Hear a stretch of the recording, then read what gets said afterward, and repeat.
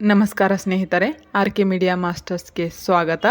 ಇವತ್ತಿನ ಈ ಕ್ಲಾಸ್ನಲ್ಲಿ ನಾವು ಕನ್ನಡ ಸಾಹಿತ್ಯಕ್ಕೆ ಸಂಬಂಧಪಟ್ಟಂತೆ ಇಲ್ಲಿ ರತ್ನತ್ರಯರು ಏನು ಬರ್ತಾರಲ್ಲ, ಪಂಪ, ಪೊನ್ನ, ರನ್ನ, ಈ ಮೂವರು ರತ್ನತ್ರಯರು ಎಂದು ಗುರುತಿಸಿಕೊಂಡಿದ್ದು, ಇವರ ಬಗ್ಗೆ ಈ ಒಂದು ಕ್ಲಾಸ್ನಲ್ಲಿ ಅಂದರೆ ಇವರಲ್ಲಿ ಎರಡನೆಯವರಾದ ಪೊನ್ನರ ಬಗ್ಗೆ ಈ ಒಂದು ಕ್ಲಾಸ್ನಲ್ಲಿ ನಾವು ಇನ್ ಡೀಟೇಲ್ಸ್ ಆಗಿ ತಿಳಿದುಕೊಳ್ಳುವ ಒಂದು ಪ್ರಯತ್ನ ಮಾಡೋಣ. ಇಲ್ಲಿ ಪೊನ್ನ ಅಂದ ತಕ್ಷಣ ನಾವು ಜೈನ ಕವಿಗಳು ಅಂತ ಇಲ್ಲಿ ನೆನಪಿಗೆ ಬರಬೇಕು. ಇಲ್ಲಿ ಜೈನ ಕವಿಗಳು ಅಂತ ಅಂದಾಗ ಇಲ್ಲಿ ಯಾರ್ಯಾರು ಬರ್ತಾರಂದರೆ ಪಂಪ, ಪೊನ್ನ, ರನ್ನ ಈ ಮೂವರು ಕೂಡ ಜೈನ ಕವಿಗಳಾಗಿದ್ದಾರೆ. ಅದರಲ್ಲಿಯೂ ಇವರು ರತ್ನತ್ರಯರು ಅಂತ ಗುರುತಿಸಿಕೊಂಡಿದ್ದಾರೆ. ಈ ಮೂವರಲ್ಲಿ ನಾವು ಇಲ್ಲಿ ಪೊನ್ನರ ಬಗ್ಗೆ ತಿಳಿಯುವುದಾದರೆ ಮೊದಲಿಗೆ ಈ ಪೊನ್ನರು ಯಾವ ಒಂದು ಕೃತಿಯನ್ನು ಬರೆದಿದ್ದಾರೆ ಅಂತ ನೋಡೋಣ. ಸೊ ಇಲ್ಲಿ ಪೊನ್ನರು ಇವರು ಶಾಂತಿ ಪುರಾಣ ಎಂಬ ಒಂದು ಕೃತಿಯನ್ನು ಬರೆದಿದ್ದಾರೆ. ಸೊ ಈ ಶಾಂತಿ ಪುರಾಣ ಕೃತಿ ಏನಿದೆ ಅಲ್ಲ, ಇದು ಚಂಪು ಕಾವ್ಯವಾಗಿದೆ. ಅಂದರೆ ಈ ಚಂಪು ಕಾವ್ಯ ಶೈಲಿಯಲ್ಲಿ ಬರ್ತಾವಲ್ಲ, ಆ ಒಂದು ಕಾವ್ಯ ಇದು ಶಾಂತಿ ಪುರಾಣ ಆಗಿದೆ. ಸೊ ಚಂಪು ಕಾವ್ಯ ಅಂದ ತಕ್ಷಣ ಏನಪ್ಪ ಇದು ಅಂತಂದರೆ ಇಲ್ಲಿ ಗದ್ಯ ಮತ್ತು ಪದ್ಯ ಈ ಎರಡೂ ಒಂದು ಮಿಶ್ರಣ ಏನು ಬರವಣಿಗೆ ಇರುತ್ತೆ ಅಲ್ಲ, ಈ ಎರಡೂ ಮಿಶ್ರಣದ ಬರವಣಿಗೆನೇ ಇಲ್ಲಿ ಚಂಪು ಕಾವ್ಯ ಆಗಿದೆ. ಸೊ ಈ ಚಂಪು ಕಾವ್ಯದ ಶೈಲಿಯಲ್ಲಿ ಈ ಪೊನ್ನರು ಏನು ಮಾಡಿದ್ದಾರೆ, ಶಾಂತಿ ಪುರಾಣ ಎಂಬ ಒಂದು ಕೃತಿಯನ್ನು ರಚನೆ ಮಾಡಿದ್ದಾರೆ. ಸೊ ಈ ಒಂದು ಏನಿದು ಕೃತಿ ಬಗ್ಗೆ ನಾವು ಆಮೇಲೆ ಡಿಸ್ಕಸ್ ಮಾಡೋಣ. ಬಟ್ ಮೊದಲಿಗೆ ಈ ಪೊನ್ನ ಯಾರು ಮತ್ತು ಇಲ್ಲಿ ಯಾರ ಒಂದು ರಾಜಾಶ್ರಯದಲ್ಲಿ ಇದ್ರು ಅಂತ ಇಲ್ಲಿ ತಿಳ್ಕೊಳ್ಳೋಣ. ಮೊದಲು ಇಲ್ಲಿ ಪೊನ್ನನ ಬಗ್ಗೆ ತಿಳಿದುಕೊಳ್ಬೇಕಾದ್ರೆ ಇಲ್ಲಿ ಮೊದಲು ಅವರಿಗೆ ಏನು ಬಿರುದು ಸಿಕ್ಕಿತ್ತಲ್ಲ ಅದ್ರ ಬಗ್ಗೆ ಮೊದಲು ತಿಳ್ಕೋಬೇಕು. ಸೊ ಉಭಯ ಕವಿ ಚಕ್ರವರ್ತಿ ಎಂಬ ಬಿರುದನ್ನು ಈ ಪೊನ್ನರು ಹೊಂದಿದ್ದರು. ಸೊ ಈ ಬಿರುದನ್ನು ಯಾರಿಂದ ಹೊಂದಿದ್ದರು ಅಂತ ತಿಳಿದುಕೊಳ್ಳುವ ಒಂದು ಪ್ರಯತ್ನ ಮಾಡೋಣ. ಸೊ ಇಲ್ಲಿ ಪೊನ್ನರು ರಾಷ್ಟ್ರಕೂಟರ ವಂಶದ ಪ್ರಸಿದ್ಧ ದೊರೆ ಮುಮ್ಮಡಿ ಕೃಷ್ಣ ಏನಿದ್ರಲ್ಲ ಅವರ ಒಂದು ಆಶ್ರಯದಲ್ಲಿ ಈ ಪೊನ್ನರು ಇದ್ದರು.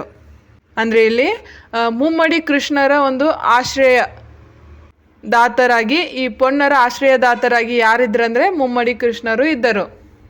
ಸೊ ಈ ಮುಮ್ಮಡಿ ಕೃಷ್ಣರು ಏನಿದಾರಲ್ಲ, ಅಂದರೆ ಇಲ್ಲಿ ರಾಷ್ಟ್ರಕೂಟರ ವಂಶದ ಪ್ರಸಿದ್ಧ ದೊರೆ ಮುಮ್ಮಡಿ ಕೃಷ್ಣರು ಏನಿದಾರಲ್ಲ ಇವರು ಸಾಹಿತ್ಯಾಭಿಮಾನಿಗಳು ಕೂಡ ಆಗಿದ್ದರು. ಆದ್ದರಿಂದಲೇ ಇಲ್ಲಿ ಏನು ಮಾಡಿದ್ದಾರೆ ಅಂದರೆ ಇವರು ಪೊನ್ನರಿಗೆ ಇಲ್ಲಿ ಆಶ್ರಯ ನೀಡಿದ್ದರು. ಮತ್ತು ಪೊನ್ನರ ಒಂದು ಪಾಂಡಿತ್ಯವನ್ನು ಮೆಚ್ಚಿ ಇವರು ಪೊನ್ನರಿಗೆ ಏನು ಮಾಡಿದರು ಅಂದರೆ ಉಭಯ ಕವಿ ಚಕ್ರವರ್ತಿ ಎಂಬ ಒಂದು ಬಿರುದನ್ನು ಈ ಮುಮ್ಮಡಿ ಕೃಷ್ಣರೇ ಈ ಪೊನ್ನರಿಗೆ ನೀಡಿದ್ದರು. ಇನ್ನು ಪೊನ್ನರು ಯಾವ ಒಂದು ಭಾಷೆಯಲ್ಲಿ ಕಾವ್ಯಗಳನ್ನಾಗಲಿ ಕೃತಿಗಳನ್ನಾಗಲಿ ರಚಿಸುತ್ತಿದ್ದರು ಅಂತ ನೋಡುವುದಾದರೆ ಇಲ್ಲಿ ಪೊನ್ನರು ಕನ್ನಡ ಮತ್ತು ಸಂಸ್ಕೃತಿ ಎರಡೂ ಭಾಷೆಯಲ್ಲೂ ಕೂಡ ಸಮಾನವಾಗಿ ಒಂದು ಕವಿತೆಗಳನ್ನು ಬರೆಯುತ್ತಿದ್ದರು ಅಂತ ಇಲ್ಲಿ ತಿಳಿಯಬಹುದಾಗಿದೆ. ಈ ಪೊನ್ನರ ಬಗ್ಗೆ ಇನ್ನೊಂದು ವಿಶೇಷತೆಯ ಬಗ್ಗೆ ಏನು ತಿಳಿದುಕೊಳ್ಳೋದಂದರೆ ಈ ಪೊನ್ನರು ತಮ್ಮನ್ನು ತಾವು ಏನು ಅನ್ಕೊಂಡಿದ್ರು ಅಂದರೆ ಕರುಳುಗಳ ಸವರ್ಣ ಅಂತ ಇವರು ಗುರುತಿಸಿಕೊಂಡಿದ್ದರು. ಅಂದರೆ ತಮ್ಮನ್ನು ತಾವ ಕರುಳುಗಳ ಸವರ್ಣ ಅಂದರೆ ಇಲ್ಲಿ ಗುಂಗರು ಕೂದಲಿನ ಜೈನ ಮುನಿ ಅಂತ ಇವರು ತಮ್ಮನ್ನು ತಾವ ಗುರುತಿಸಿಕೊಂಡಿದ್ದರು. ಇಷ್ಟು ಇದು ಪೊನ್ನರ ಬಗ್ಗೆ ಮತ್ತು ಪೊನ್ನರ ರಾಜಾಶ್ರಯ ನೀಡಿದ ಮುಮ್ಮಡಿ ಕೃಷ್ಣರ ಬಗ್ಗೆ ಆಯಿತು.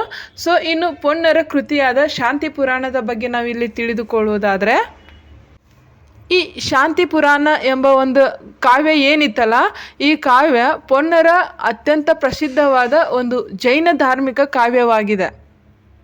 ಅಂದರೆ ಇಲ್ಲಿ ಈ ಜೈನರ ಬಗ್ಗೆ ಈ ಒಂದು ಕಾವ್ಯ ಜೈನರ ಒಂದು ವಿಷಯಗಳನ್ನಾಗಲಿ ಅಥವಾ ಅವರ ಒಂದು ಕಥೆಗಳನ್ನಾಗಲಿ ಕಾವ್ಯಗಳನ್ನಾಗಲಿ ಗ್ರಂಥಗಳನ್ನಾಗಲಿ ಇದೇನಿದು ಕಾವ್ಯ ಯಾವುದಿದು ಶಾಂತಿ ಪುರಾಣ ಕಾವ್ಯ ಒಳಗೊಂಡಿದೆ ಅಂತ ನಾವು ಇಲ್ಲಿ ತಿಳಿಯಬಹುದಾಗಿದೆ.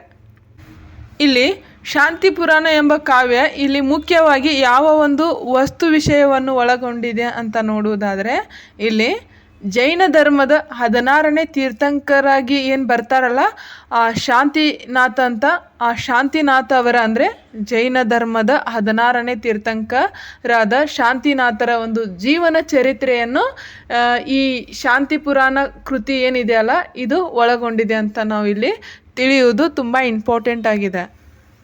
ಇನ್ನು ಈಗಾಗಲೇ ನಾನು ಹೇಳಿದೆ ಅಲ್ಲ, ಈ ಏನಿದು ಶಾಂತಿ ಪುರಾಣ ಕೃತಿ ಏನಿದೆ ಅಲ್ಲ ಇದು ಪಂಪರ ಕೃತಿಯಂತೆಯೇ ಇದು ಕೂಡ ಏನದು ಚಂಪು ಶೈಲಿಯಲ್ಲಿದೆ ಅಂತ ನಾನು ಹೇಳಿದೆ. ಸೊ ನೆಕ್ಸ್ಟ್ ಇಲ್ಲಿ ಇದು ಕೂಡ ಗದ್ಯ ಮತ್ತು ಪದ್ಯಗಳ ಒಂದು ಮಿಶ್ರಣ ಬರವಣಿಗೆಯನ್ನು ಹೊಂದಿದೆ ಅಂತ ಹೇಳಿದೆ. ಸೊ ಇನ್ನೊಂದೇನೆಂದರೆ ಇದು 12 ಅಧ್ಯಯನಗಳನ್ನು ಒಳಗೊಂಡಿದೆ. ಅಂದರೆ ಈ ಶಾಂತಿ ಪುರಾಣ ಏನಿದೆಯಲ್ಲ ಇದು 12 ಅಧ್ಯಯನಗಳನ್ನು ಒಳಗೊಂಡಿದೆ ಅಂತ ನಾವಿಲ್ಲಿ ತಿಳಿಯುವುದು ಇಂಪಾರ್ಟೆಂಟ್ ಆಗಿದೆ. ಸೊ ಈ ಒಂದು ಕಾವ್ಯ ಇದು ಜೈನ ಧರ್ಮದ 16ನೇ ತೀರ್ಥಂಕರಾದ ಶಾಂತಿನಾಥರ ಜೀವನ ಚರಿತ್ರೆಯನ್ನು ಒಳಗೊಂಡಿದೆ ಅಂತ ಹೇಳಿದೆ. ಸೊ ಇಲ್ಲೇನು ಶಾಂತಿನಾಥರ ಏನು ಬರ್ತಾರಲ್ಲ ಆ ಶಾಂತಿನಾಥರ ಹಿಂದಿನ ಜನ್ಮದ ಕಥೆಗಳನ್ನು ಮತ್ತು ಅವರ ತೀರ್ಥಂಕರಾಗಿ ಏನು ಸಿದ್ಧಿ ಪಡೆದಿರ್ತಾರಲ್ಲ ಆ ಹಂತವನ್ನು, ಅಂದರೆ ತೀರ್ಥಂಕರಾಗಿ ಸಿದ್ಧಿ ಪಡೆದ ಒಂದು ಹಂತವನ್ನು ಈ ಕಾವ್ಯ ವಿವರಿಸುತ್ತದೆ. ಯಾವ ಕಾವ್ಯ ಅಂದರೆ ಶಾಂತಿನಾಥ ಪುರಾಣ ಕಾವ್ಯ ಇದು ವಿವರಿಸುತ್ತದೆ ಅಂತ ನಾವಿಲ್ಲಿ ತಿಳಿಯಬಹುದಾಗಿದೆ. ಇನ್ನು ಇನ್ನೊಂದು ವಿಶೇಷತೆ ಏನಪ್ಪ ಅಂದರೆ ಇಲ್ಲಿ ಶಾಂತಿ ಪುರಾಣದಲ್ಲಿ ಇಲ್ಲಿ ಶಾಂತಿನಾಥರು ಏನು ಬರ್ತಾರಲ್ಲ ಅವರು ಹಿಂದೆ ಮೇಘರಥ ಎಂಬ ರಾಜನಾಗಿದ್ದಾರೆ. ಅಂದರೆ ಇಲ್ಲಿ ಮೇಘರಥ ಎಂಬ ರಾಜನಾಗಿದ್ದಾಗ ಹದ್ದಿನಿಂದ ತಪ್ಪಿಸಿಕೊಳ್ಳಲು ಬಂದ ಪಾರಿವಾಳವನ್ನು ರಕ್ಷಿಸಲು ತನ್ನ ದೇಹದ ಮಾಂಸವನ್ನೇ ನೀಡಿದ ಕಥೆ ಅಂತ ಈ ಒಂದು ಕಥೆಯನ್ನು ಈ ಶಾಂತಿ ಪುರಾಣ ಅಂತ ಏನು ಕಾವ್ಯ ಹೇಳ್ತಿದ್ದೀನಲ್ಲ ಈ ಕಾವ್ಯದಲ್ಲಿ ಇಲ್ಲಿ ಬಹಳ ಸುಂದರವಾಗಿ ಈ ಒಂದು ಕಥೆಯನ್ನು ಮೂಡಿಸಲಾಗಿದೆ. ಇನ್ನು ಇಲ್ಲಿ ಪೊನ್ನರು ಏನದಾರಲ್ಲ ಇವರು ತಮ್ಮ ಕಾವ್ಯಗಳಲ್ಲಿ ಶಾಂತರಸ ಎಂಬ ಒಂದು ಹೆಚ್ಚಿನ ಪ್ರಾಧಾನ್ಯತೆ ನೀಡಿದ್ದಾರೆ. ಅಂದರೆ ಶಾಂತರಸಕ್ಕೆ ಹೆಚ್ಚಿನ ಒಂದು ಪ್ರಾಧಾನ್ಯತೆ ನೀಡಿದ್ದಾರೆ ಅಂತ ನಾವಿಲ್ಲಿ ತಿಳಿಯಬಹುದಾಗಿದೆ. ನೆಕ್ಸ್ಟ್ ಇಲ್ಲಿ ಪೊನ್ನರ ಇತರ ಕೃತಿಗಳು ಯಾವುವು ಅಂತ ತಿಳಿದುಕೊಳ್ಳೋಣ. ಇಲ್ಲಿ ಮೊದಲನೆಯದಾಗಿ ಜಿನಾಕ್ಷರ ಮಾಲೆ ಇದು ಕೂಡ ಪೊನ್ನರ ಕೃತಿಯಾಗಿದೆ. ಮತ್ತು ಭುವನೈಕ್ಯ ರಾಮಾಭುದಯ ಅಂತ ಒಂದು ಕೃತಿ ಇದೆಯಲ್ಲ ಇದು ಪೊನ್ನರ ಒಂದು ಕೃತಿಯಾಗಿದೆ. ಮತ್ತು ಗತ ಪ್ರತ್ಯಾಗತ ಎಂಬ ಒಂದು ಕೃತಿ ಕೂಡ ಇದು ಕೂಡ ಪೊನ್ನರ ಒಂದು ಕೃತಿಯಾಗಿದೆ. ಸೊ ಇನ್ನು ಈ ಜಿನಾಕ್ಷರ ಮಾಲೆ ಇದು ಪೊನ್ನರ ಒಂದು ಕೃತಿಯಾಗಿದೆ ಅಂತ ಹೇಳಿದೆ ತಾನೆ. ಸೊ ಆ ಒಂದು ಕೃತಿ ಏನಿದೆಯಲ್ಲ ಇದು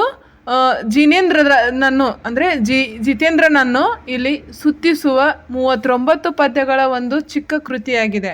ಸೊ ಇಲ್ಲಿ ಈ ಕೃತಿ ಏನಿದೆಯಲ್ಲ ಇದು ಕನ್ನಡದ ಆದ್ಯಾಕ್ಷರ ಮಾಲೆಯ ಒಂದು ರೂಪದಲ್ಲಿ ಈ ಕೃತಿಯನ್ನು ರೂಪಿಸಲಾಗಿದೆ ಅಂತ ನಾವಿಲ್ಲಿ ತಿಳಿಯಬಹುದಾಗಿದೆ.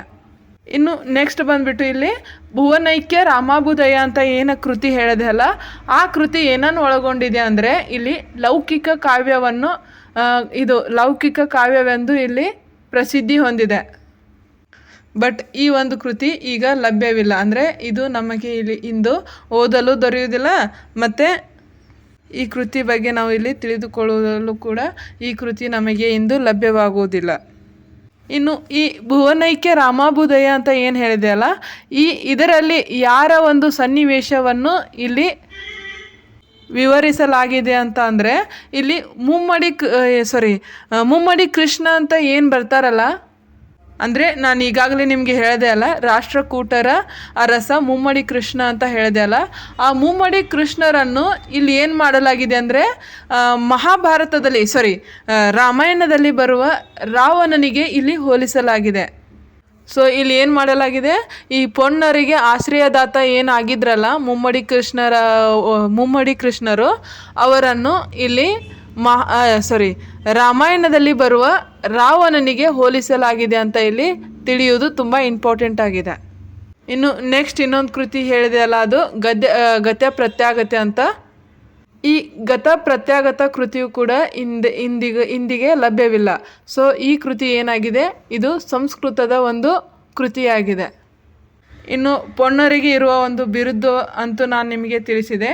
ಅದೇನಪ್ಪ ಅಂದರೆ ಉಭಯ ಕವಿ ಚಕ್ರವರ್ತಿ ಅಂತ ಬಿರುದಿರುವುದನ್ನು ನಾನು ತಿಳಿಸಿದೆ ನಿಮಗೆ. ಸೊ ಇದು ಯಾವುದಕ್ಕಾಗಿ ದೊರೆತಿದೆ ಅಂದರೆ ಕನ್ನಡ ಮತ್ತು ಸಂಸ್ಕೃತದಲ್ಲಿರುವ ಪ್ರಭುತ್ವಕ್ಕಾಗಿ ಈ ಒಂದು ಕೃತಿ ದೊರೆತಿದೆ, ಈ ಒಂದು ಬಿರುದು ದೊರೆತಿದೆ ಅಂತ ನಾವಿಲ್ಲಿ ತಿಳಿಯುವುದು ಇಂಪಾರ್ಟೆಂಟ್ ಆಗಿದೆ. ಸೊ ಇಲ್ಲಿಗೆ ಈ ಪೊನ್ನರ ಬಗ್ಗೆ ಇನ್ ಡೀಟೇಲ್ಸ್ ಆಗಿ ನಿಮಗೆ ತಿಳಿಸುವ ಒಂದು ಪ್ರಯತ್ನ ಮಾಡಿದ್ದೇನೆ. ಸೊ ಈ ಒಂದು ಕ್ಲಾಸ್ ಇಷ್ಟವಾದಲ್ಲಿ ಸಬ್ಸ್ಕ್ರೈಬ್ ಮಾಡಿ ಮತ್ತು ಶೇರ್ ಮಾಡಿ ಅಂತ ಹೇಳುತ್ತಾ ಇಲ್ಲಿಗೆ ಈ ಕ್ಲಾಸನ್ನು ಮುಕ್ತಾಯಗೊಳಿಸುತ್ತೇನೆ. ನೆಕ್ಸ್ಟ್ ಕ್ಲಾಸ್ನೊಂದಿಗೆ ಮತ್ತೆ ಸಿಗುತ್ತೇನೆ. ಜೈ ಹಿಂದ್, ವಂದೇ ಮಾತರಂ.